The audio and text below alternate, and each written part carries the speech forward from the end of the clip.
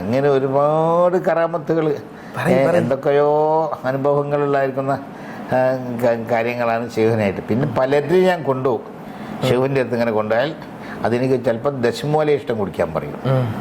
എൻ്റെ കുടുംബത്തിൽപ്പെട്ട ഒരു ചെറിയോന്, ആളെന്ന് ഞാൻ പറയുന്ന ആരെന്ന് പറയില്ല, ചെറിയോന് കാൽക്ക് ക്യാൻസർ ഉണ്ടായി. കാൽക്ക് ക്യാൻസർ ഉണ്ടായി.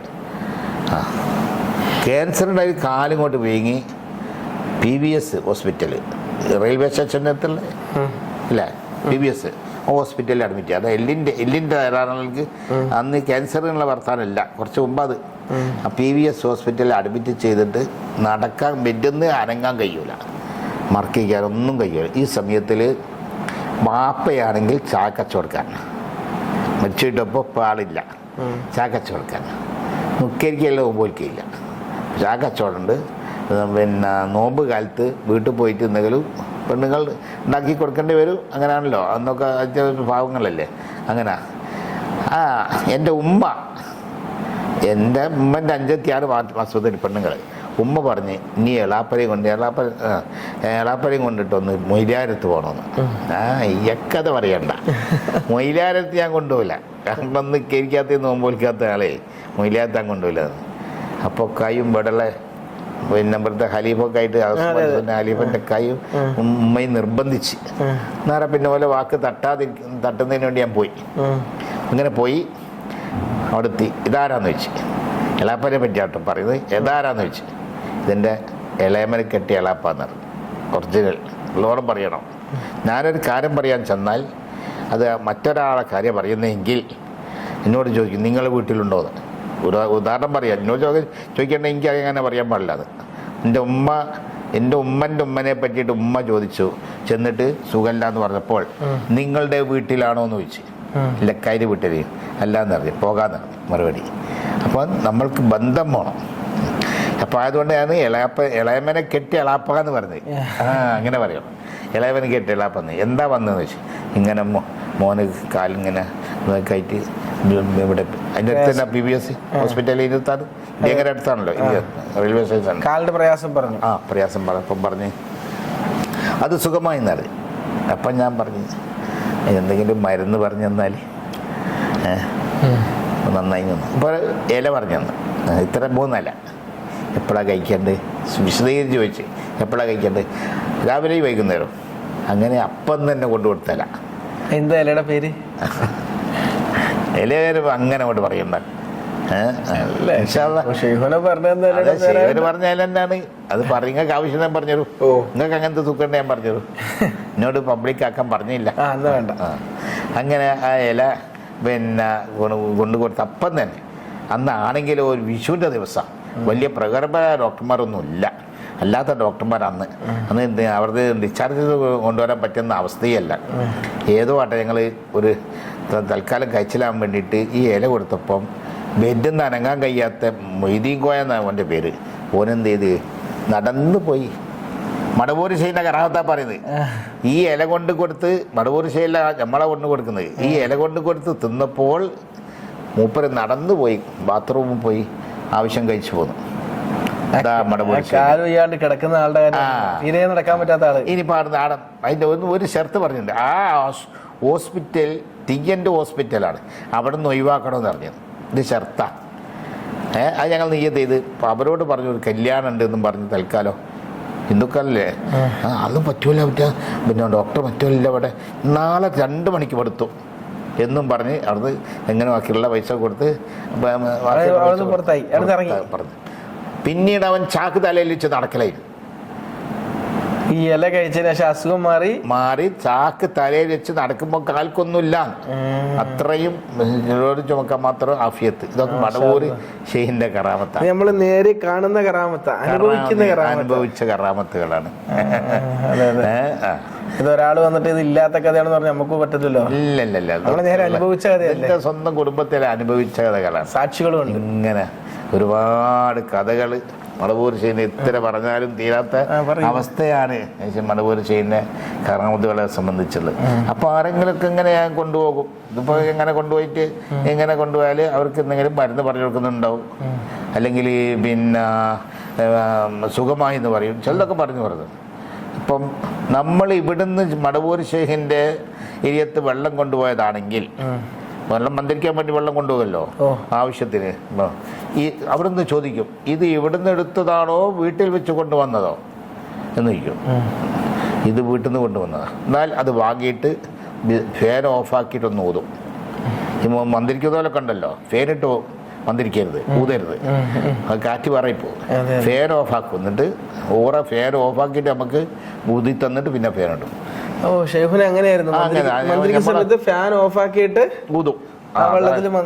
കുറെ അഭ്യാസങ്ങളുണ്ട് എന്റെ വർത്താനത്തിൽ എന്ന് പറഞ്ഞു. ഇത് ആദ്യം കേട്ടോ, കേട്ടില്ല. ഞാൻ അങ്ങനെ തന്നെ ചെയ്യല്, മന്ത്രിക്ക് നേരം ഫാൻ ഓഫാക്കും. AC ഓഫാക്കേണ്ട ആവശ്യമില്ല, അപ്പൊ അതുകൊണ്ട് ഫാൻ ഓഫാക്കിയത്. നേരെ മറിച്ച് ആ പരിസരത്തുനിന്ന് അവിടുന്ന് ഇറന്നു എടുത്ത വെള്ളമാണെങ്കിൽ, അല്ലെങ്കിൽ ഷെയ്ഖുന താമസിക്കുന്ന വീട്ടിൽ നിന്ന് എടുത്ത വെള്ളം നിൽക്കുക, അപ്പം മൂപ്പരെന്ത് ചെയ്യും, അവര് ഈ ഇങ്ങോട്ട് വാങ്ങിയിട്ട് കൊടുത്തരും, ഒന്നും മന്ത്രിക്കൂല, വാങ്ങിത്തരും. ആ പരിസരത്തിൽ മടവൂർ ഷെയ്ഖിന്റെ പരിസരത്തിൽ ഇരിയത്ത് പോകുന്ന പോട്ടെ, പരിസരത്തിൽ ഉള്ള വെള്ളത്തിന് കൂടി വറക്കത്തുണ്ടെന്ന് നമ്മൾക്ക് നേരിട്ട് കാട്ടിത്തരാം. അതന്നെ ഞാൻ ചോദിക്കുന്നത്, ഇത് ഇവിടെ നിന്ന് എടുത്തതാണോ വീട്ടിൽ വെച്ച് കൊണ്ടുവന്നാണോ എന്ന്. അത്രയും വറക്കത്തുള്ളായിരിക്കുന്ന ഒരവസ്ഥയാണ് ആ ഷെയ്ഖന്മാരെ അവസ്ഥ. അങ്ങനത്തെ ഷെയ്ഖന്മാരെ നിൽക്കുന്നവരെ വല്ലാതെ സ്വർഗത്തിൽ കിടക്കുന്ന ആരും വിചാരിക്കൊന്നും വേണ്ട. ബാക്കി അങ്ങനെ ഒരുപാട് ചരിത്രം. ഷെയ്ഖുനാക്ക് വഹാബികളോട് വലിയ എതിർപ്പല്ലായിരുന്നു. ഷെയ്ഖുന വഹാബികള് അവൻ കാഫറായി പോയി എന്ന് പറയും, അല്ലെ കാഫറായി പോയി എന്ന് പറയും. അതൊക്കെ തന്നെ ഞാൻ ആദ്യം പിന്നെ വാപ്പയ്ക്ക് പറ്റിയിട്ട് നേരത്തെ പറഞ്ഞ അതാണ്. പിന്നെ അത് പറഞ്ഞപ്പോൾ അങ്ങനെ പറഞ്ഞതേ ഉള്ളൂ. വഹാബികൾ തീരെ കണ്ടുവിടാ. ഷെയ്ഖുന ഒരു സമയത്ത് പോലീസ് ഒരു കാറിൽ പോവുകയാണ്. കാറിൽ കുറേ ബാഗുണ്ട്, സ്റ്റൂൾ കേസ്, അതിൽ കുറേ പഴയ വസ്ത്രങ്ങളൊക്കെ ഉണ്ട്. അതിപ്പോൾ മുജാഹിദ് പറഞ്ഞുണ്ടാക്കി, കള്ളക്കടത്തുകാരനാണ്. അങ്ങനത്തെ അവസ്ഥ. അന്ന് എന്താ അവസ്ഥ എന്നറിയാം, നല്ല ഇതിലൊരു ഫോട്ടോ കണ്ടില്ലേ, നല്ല അവസ്ഥയിൽ നല്ലൊരു തൊപ്പി ഉണ്ടാവും, താടിയൊന്നും ഉണ്ടാവില്ല, ചിലപ്പോൾ അങ്ങനെയാണ് അവസ്ഥയിൽ. ആരോ പഠിച്ചു കൊടുക്കുന്ന, ഓർ പഠിക്കുന്നൊന്നുമല്ല, താടി തുണി കൊടുത്തിട്ടുണ്ടാവും, ചിലപ്പോൾ വേറെ ഫാനും ധരിക്കും. അങ്ങനെ അവസ്ഥയിലാണ്. കുന്നമംഗലം എത്തിയ സമയത്ത് അവിടുന്ന് പോലീസ് കയ്യാട്ടി, വണ്ടിക്ക് പോലീസ് കയ്യാട്ടിയപ്പോൾ ഈ മൂപ്പരുമുണ്ട് ആ വണ്ടിൻ്റെ പോലീസ് കയ്യാട്ടിയപ്പം കാർ നിർത്തി ഇറങ്ങാൻ പറഞ്ഞു. ഇറങ്ങി മൂപ്പര് മൈദി രാജാര വീട്ടിലേക്ക്, ഒന്നാമതുള്ള രാജാര വീട്ടിലേക്ക് കൊണ്ടുപോയി. വലിയ ഇത് പരിശോധിച്ച് നോക്കുമ്പോൾ ഇത് പായ വസ്ത്രമാണ്, ഓർക്കൊന്നും പിടിക്കാൻ കിട്ടിയില്ല, ഒന്നും ചെയ്തുമില്ല. നേരെ മറിച്ച് കോഴിക്കോട്ട് നിന്ന് അങ്ങനെ അരീക്കാട് ഭാഗത്തുനിന്ന് അങ്ങനെ ഉണ്ടായപ്പോൾ പോലീസ് വടിയെടുത്ത് അടിച്ച് ഇപ്പം മൂപ്പ കൈ വെച്ച് കൊടുത്ത്. അതാ മൂപ്പന് കിട്ടിയായിരിക്കുന്ന പവർ. ഇതൊക്കെ മുജാഹിദ്, നിങ്ങൾ ചോദിച്ചതിന് മറുപടിയാണ് പറഞ്ഞത്. മുജാഹിദ് ആയിട്ട് അത്രയും മുജാഹിദ് കണ്ടുവിടാത്ത ആളായിരുന്നു. ഷെയ്ഖുനാനും മുജാഹിദും തീരെ കാണാൻ പറ്റില്ല. ഇവിടെ എന്ത് മുജാഹിദാണെങ്കിൽ അവനുമായിട്ട് ബന്ധപ്പെടാൻ പാടില്ല, അവനുമായിട്ട് ബന്ധപ്പെടില്ല. പിന്നെ മുജാഹിദീങ്ങളുടെ അവർ കൊണ്ട് നന്നായതുകൊണ്ട്, റസൂൽ കരീമിനെ കൊണ്ട് കുറെ ആളുകൾ നന്നായിട്ടില്ലേ, അങ്ങനെ അറിയാമെങ്കിൽ അവരെ അടുപ്പിക്കത്തുമില്ല. തീരെ അടുപ്പിക്കൂല. അങ്ങനെ വേറെ അനുഭവങ്ങൾ. പിന്നെ നമ്മളുടെ കുടുംബത്തിൽ എന്ത് വിഷയം ഉണ്ടെങ്കിലും അതൊക്കെ അവിടെ പോയി പറഞ്ഞാലും മതി. എൻ്റെ ഉമ്മക്ക് കൈവേദന, ഭയങ്കര കൈവേദന. ഞാൻ ചെന്ന് പറഞ്ഞു, അതിന് നമ്മളിവിടെ ഒരു മരുന്നുണ്ട്, ഒരു ചെടി, പേരിന് മറന്നുപോയി. ആ ചെടീൻ്റെ ചെടി എടുത്തിട്ട് ഈ ഭാഗത്ത് ഉണ്ടാകുന്നതാണ്, എന്താ പേരൊന്ന്, അത് എടുത്തിട്ട് മന്ത്രിക്ക് എന്താക്ക പറഞ്ഞ് പിന്നെ നീരിറക്കാം. കിഗാർ നെല്ലി നീരത്തെടുത്തിട്ട്, കിഗാർ നെല്ലി അങ്ങനെ തന്നെ അല്ല മലയാള ഭാഷ. കിഗാർ നെല്ലി എന്ന് പറയുന്ന സാധനം നീരറുത്തിട്ട് ശിവനപ്പ കൊണ്ട് പറഞ്ഞു തന്നപ്പോൾ നീരറുത്തിട്ട് തേക്കാൻ പറഞ്ഞു. കൈവേദന മാറിപ്പോയി. നിങ്ങളിപ്പോൾ എന്നോട് സംസാരിച്ചേ എൻ്റെ അളിയല്ലേ ചുണ്ട, കേട്ടി നമുക്ക് കേട്ടിൻ്റെ ഭാര്യക്ക് തലവേദന, എൻ്റെ മംഗളല്ലോ. അപ്പം ഞാൻ പോയി പറഞ്ഞു, അപ്പം അതിനെന്ത് ചെയ്യേ, നിലംപരള്ള എന്ന് പറയുന്ന ഒരു സാധനമുണ്ട്. നിലംപരണ്ട ഒരു നില, അത് നീരർത്ത് തേക്കാൻ പറഞ്ഞു. ചിലപ്പോൾ അങ്ങനെയൊക്കെ പറയും. മാറിപ്പോയി, സുഖമായിപ്പോയി. ചില നിലകളൊന്നും പറയില്ല, മാറ്റിന്ന് പറയും. ചിലപ്പോൾ അങ്ങനെ പറയാ. പിന്നെ നമ്മളുടെ ബന്ധപ്പെടൽ കാരണമായിട്ടാണ്. ഇപ്പം ഞാൻ നേരത്തെ ഈ പിന്നെ എല്ലാം കഥ പറഞ്ഞല്ലോ, അത് ബന്ധപ്പെടുന്നത് കാരണമായിട്ട് എന്ത് ചെയ്യുക, ഇത് ഇങ്ങോട്ട് മരുന്ന് പറഞ്ഞില്ല.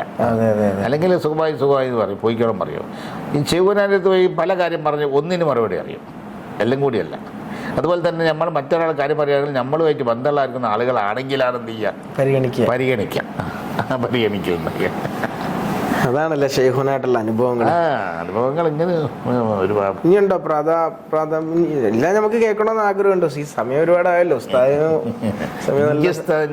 സമയം പ്രശ്നമില്ല, അതെല്ലാം നമുക്ക് ഒട്ടും പ്രശ്നം. നമുക്ക് ഇങ്ങനെ എത്രയോ കേൾക്കാൻ ആഗ്രഹിച്ച് നമ്മൾ ഈ വരുന്നത് തന്നെ.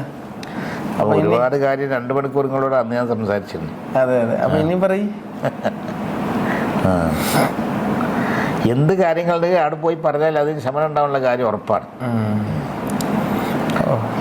പിന്നെ വടകര ആ കാലത്താണല്ലോ, മടവൂർ ശൈഖുനായുടെ കാലത്താണല്ലോ വടകര മുഹമ്മദ് ഹാജി തങ്ങളെ. അതെ, അവരെയും കണ്ടിട്ടുണ്ടോ? വടകര മുഹമ്മദ് ഹാജി തങ്ങളെ ഞാൻ പേരാമ്പ്ര ദർശനം നിങ്ങളങ്ങനെ ആദ്യം അത് പറഞ്ഞോണ്ട. വടകര മുഹമ്മദ് ഹാജി തങ്ങളെ ഞാൻ ആദ്യമായിട്ട് വെല്ലൂരിൽ നിന്ന് വന്നപ്പോൾ പേരാമ്പ്ര അങ്ങാടിയിലെ പള്ളിയിലെ ദർശനം കിട്ടി. 6 കൊല്ലം അവിടെ ഉണ്ടായിരുന്നു. ആ സമയത്ത് വടകര നമ്മളെ പള്ളിയിൽ ഒരാവശ്യാർത്ഥം വന്ന്, അങ്ങനെ പള്ളിയിൽ വന്ന് ആവശ്യത്തിന് ചാവിക്ക് വേണ്ടിയാണ്, എന്തോ ഒരു ആവശ്യത്തിന് വേണ്ടി ചാവിക്ക് വേണ്ടി വന്ന. അങ്ങനെ അപ്പോൾ എൻ്റെ ഏരിയ ഓതുന്ന കുട്ടികളുടെ നാട്ടുകാർ, ആ കുട്ടികൾ പറഞ്ഞു ഇത് വടകര ഓറാണ് എന്ന്. എന്നാൽ പിന്നെ ഓരോ പറ്റിക്ക് ബന്ധപ്പെടുന്നത് ചിന്തയായി വടകര മുഹമ്മദായി തങ്ങളേറ്റ് നെത്തതയിലേക്ക് പോക്ക്. അങ്ങനെ ഞാൻ അന്നേരം സംസാരിച്ച്, ഞാൻ ഓറ് വരുന്ന സമയത്ത് ഒരു കള്ളൻ്റെ കഥ ഒരു ഉദാഹരണമായിട്ട് ഖത്തർനദയിലുണ്ട്, ഡിസ്സിൻ്റെ അത് ഓതി പറഞ്ഞു കൊടുത്തുകൊണ്ടിരിക്കുകയും. അപ്പോൾ ഓറ് പോയി ആവശ്യം കഴിഞ്ഞ് പള്ളിയിൽ വന്ന് ചാവി തരാൻ വേണ്ടി പള്ളിയിൽ വന്നപ്പോൾ എന്നോട് അതിങ്ങനെ പറഞ്ഞ് പോകാമെന്ന് പറഞ്ഞ് പോവുകയും ചെയ്ത്. എന്നാലും ഓറുമായിട്ട് എനിക്ക് ബന്ധപ്പെടുന്നത് വെച്ച് വീട്ടിൽ പോയി. ആ വീട്ടിൽ പോയ സമയത്തിൽ ഓറ് ചായ കുടിക്കാം വലിയൊരു പിഞ്ഞാണിയിൽ 1.5 പത്തിരി ബാക്കിയുണ്ട്. അപ്പോൾ പേരാമ്പ്ര മുദരിസേരുന്നതാണ്. മുദരിസ് നിന്നെ വിളിച്ചല്ലോ. ഷെയ്ഖുനെ ഞാൻ ചെന്നാൽ എന്നോട് ചോദിക്കും, തറവാട്ടിൽ ഇപ്പോൾ ആരൊക്കെ ഉള്ളത്? നിങ്ങളൊക്കെ ഒന്ന് എൻ്റെ വീടില്ലേ, അതിന് ഷെയ്ഖുന തറവാട് എന്ന് പേരിട്ട്, മടവൂർ ഷെയ്ഖ് തറവാട് പേരിട്ട വീടാണ്. തറവാട്ടില്ല എന്ന മാതിരിയിൽ മടവൂർ ഇവരെന്ത് ചെയ്തു, ചായ എനിക്ക് നീക്കി തന്ന് പത്തിരിയും 1.5 പത്തിരിയും 1/2 പത്തിരിയും ഈ ചായ ഞാൻ കുടിച്ച്, വലിയ പിഞ്ഞാണാന്ന് ചായയും കുടിച്ച് 1 പത്തിരി അവിടെ വെച്ചു. എന്താ എനിക്കറിയില്ല, അതായത് അങ്ങനല്ല, അതിൻ്റെ ക്യാഗ്രാം ആയുസിന് കാർഡല്ലേ എന്നെല്ലാം കാർഡ് വെച്ച്. പിന്നെ ഞാനും ഓറുമായിട്ട് ഉണ്ടായി. പിന്നെ അങ്ങനെ എനിക്ക് പോവും. അങ്ങനെ കോഴിക്കോട്ട് ഞാൻ ഷെയ്ഖുനാൻ്റെ അടുത്ത് ചെന്നപ്പോൾ നടക്കാവിൽ കരി അബൂക്കറാജിൻ്റെ വീട്ടിൽ ഇയാൾ ഷാദുലി റാത്തീവിനക്ക് വന്നിക്കെന്ന് കേട്ട്. അപ്പോൾ ഓരെ പറ്റി എനിക്കറിയാലോ. ഞാൻ അവിടെ ചെന്ന് ചില കാര്യങ്ങളൊക്കെ പറയാൻ വേണ്ടി 2-3 കാര്യങ്ങൾ പറയാൻ വേണ്ടിയിട്ട് ചെന്ന്. ഒന്ന്, എനിക്ക് മക്കളില്ലാത്തതാണ്.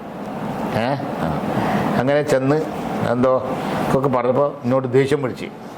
ഓരോ പരിപാടിയാണ്, നമ്മളൊന്ന് വിട്ടിക്കാൻ വേണ്ടിയിട്ട് ദേഷ്യം പിടിച്ചാൽ കട്ടപ്പ് പോയിരിക്കുന്നത്. അവിടെ ചെറിയ ബെഞ്ചുണ്ടായി, കട്ടപ്പ് പോയിരുന്നു. അങ്ങനെ കരിയവക്കറാജിനെ ചായ കുടിക്കാൻ വിളിച്ച്. ഞാൻ പറഞ്ഞു എന്നോട് കട്ടുമല്ലിരിക്കാൻ, കാരണം പറഞ്ഞതെന്ന് അങ്ങനെ തന്നെ പറഞ്ഞു. പുറക്കാരുടെ ഉപറ വിളിക്കണ്ടേ, പക്ഷേ ഈ ഷെയ്ഖുമായിട്ട് എന്നെ ഷെയ്ഖ് അങ്ങനെ ബന്ധപ്പെടുമെന്ന് അറിയണമല്ലോ വടകരയായിട്ട്. അപ്പോൾ കരിയവക്കറാജി എന്നിട്ട് വാ ഷെയ്ഖുവിനോട് പറഞ്ഞ് ആ മൊയിലാർ ചാടിക്കാൻ പറ്റുന്നില്ല, വെരി ചാടിക്കാൻ അതിലെ സന്തോഷത്തിൽ. പക്ഷെ ഓര് വിളിക്കുകയും ചെയ്തു. ഓര് വിളിച്ചാൽ അതിൻ്റെ ഉദ്ദേശം ഓരായിട്ട് ബന്ധപ്പെടലാണ്. ബന്ധപ്പെട്ട് കാരണം ഷെയ്ഖുനെത്തിയാൽ അങ്ങനെയാണ് എന്ത് കാര്യമാണ്. അങ്ങനെ കാര്യം പറഞ്ഞ് കാര്യമായിട്ട് മക്കളില്ലാത്ത 5 കൊല്ലമായി കല്യാണം കഴിഞ്ഞത്. ഞാൻ വേറെ ടെസ്റ്റിങ്ങിനോ മറ്റേനോ അതിനൊന്നും പോയില്ല, അതൊക്കെ ഒപ്പം ഉണ്ടായതാണ്. അങ്ങനെ എന്നോട് പറഞ്ഞു അജ്മീറിൽ പോടുന്നതാണ്. വേറെ 2 കാര്യമുണ്ട്, എല്ലാ കാര്യവും സാധിച്ചു. അജ്മീറിൽ പോടുന്നതാണ്. അജ്മീറിൽ പോകാൻ അപ്പടി ഞാൻ ഷെയ്ഖുനാൻ്റെ അടുത്ത് മടവൂരിൻ്റെ അടുത്ത് എന്തുണ്ടെങ്കിലും അവിടെ പോയി പറയും. അവിടെ ചെന്നിട്ട് അജ്മീറിൽ പോകണമെന്നാണ്. വടകര പറഞ്ഞതെന്ന് ഞാൻ പറഞ്ഞില്ല. അജ്മീറിൽ പോകണമെന്ന് പറഞ്ഞ് അങ്ങനെ പിന്നെ ഡേറ്റ് നിശ്ചയിച്ചത് തിങ്കളാഴ്ച പോകാൻ വേണ്ടിയിട്ട്. അന്നെന്ത് ചെയ്യണം, പിന്നെ മറ്റേ കൊങ്കൺ ലൈനൊന്നുമില്ല, ഡൽഹി കൂടെ പോകണം. എന്നിട്ട് അവിടുന്ന് 18 മണിക്കൂർ ഓടിയിട്ട് വേണം അജ്മീറിലേക്ക് ബോംബെ അങ്ങനെ പോകണം. 2.5 ദിവസം. ഇന്ന് 27 മണിക്കൂറോട് ഇവിടുന്ന് അടുത്ത്. ഫ്ലൈറ്റ് അല്ല. എല്ലാ ഞായറാഴ്ചയും രാത്രി 12:15 കോഴിക്കോട്ട് നിന്ന് ഒരു ട്രെയിൻ ഉണ്ട്, അജ്മീറിൽ എത്തുന്ന ട്രെയിനാണ്. അജ്മീറിൽ പോയി പിടിക്കും. അത് ആദ്യം അതിനപ്പുറത്ത് വലിയ ഇതുണ്ടായി, അവിടം വരെ ഉണ്ടായി. അപ്പോൾ അവിടെ പോയി അങ്ങനെ ചെന്ന് പോയി അവിടെ എത്തി. അജ്മീർ ഷെയ്ഖിനോട് പറഞ്ഞു, ഈ മക്കളില്ല, ഞാൻ മക്കൾക്ക് തരാൻ വേണ്ടി വന്ന്, ഈ മക്കൾ തരണം എന്നൊക്കെ പറഞ്ഞ് വിലക്ക് തരാൻ കഴിയായിട്ടല്ല, അത് അവിടെ പോയിട്ട് പറയണോ. ഞാൻ പറഞ്ഞ് വന്ന് 10 മാസവും 10 ദിവസവും 9 മാസവും 10 ദിവസവും കഴിഞ്ഞിട്ട് ആ മക്കളുണ്ടായി. 10 മാസവും 10 ദിവസവും കഴിഞ്ഞപ്പോൾ എൻ്റെ ഈ അടുത്ത പരിസരത്ത് താമസിക്കുന്ന മോനെ പ്രസവിച്ച് വീട്ടിൽ നിന്ന്. ജിസ്തി, മുഹമ്മദ് ജിസ്തി പേരിട്ട്. അവൻ ആ ജിസ്തിയ തെരീക്കത്തിൻ്റെ വാക്ക് ഞാൻ പറഞ്ഞും കൊടുത്തിരുന്നു പേര്. പിന്നെ ജിസ്തിയാണ് അവിടുന്ന് കിട്ടിയതാണല്ലോ, അതുകൊണ്ട് ആ ജിസ്തി എന്ന് പേരിടാൻ കാരണം.